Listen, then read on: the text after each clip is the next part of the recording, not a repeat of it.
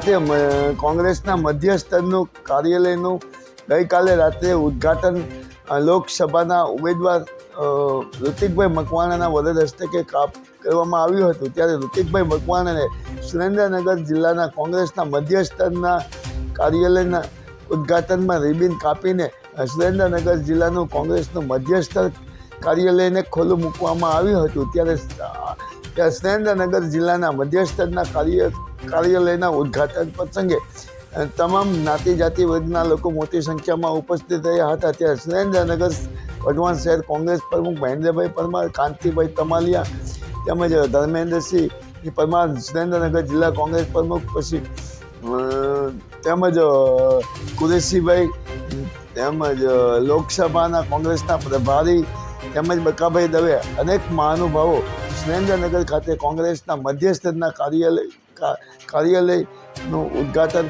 કરવામાં આવ્યું અને કાર્યાલયને ખુલ્લું મૂકવા આ પ્રસંગે અનેક મહાનુભાવો અને સુરેન્દ્રનગર શહેરના કોંગ્રેસના હોદ્દેદારો, નગરપાલિકાના કાઉન્સિલર, સુરેન્દ્રનગર જિલ્લાના તાલુકા પંચાયતના હારેલા જીતેલા કોંગ્રેસના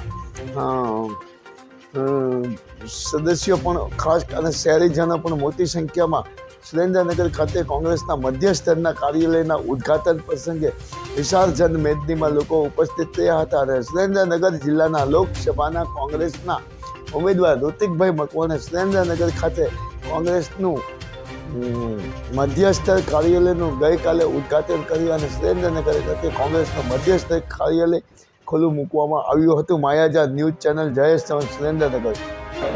સુરેન્દ્રનગર લોકસભા મત વિસ્તાર માટે સુરેન્દ્રનગર શહેરનું સંકલન થઈ શકે એ માટે કાર્યાલયનું શરૂઆત કરી રહ્યા છીએ અને એના અનુસંધાને કાર્યકરો સાથે સ્નેહ મિલન રાખ્યું છે।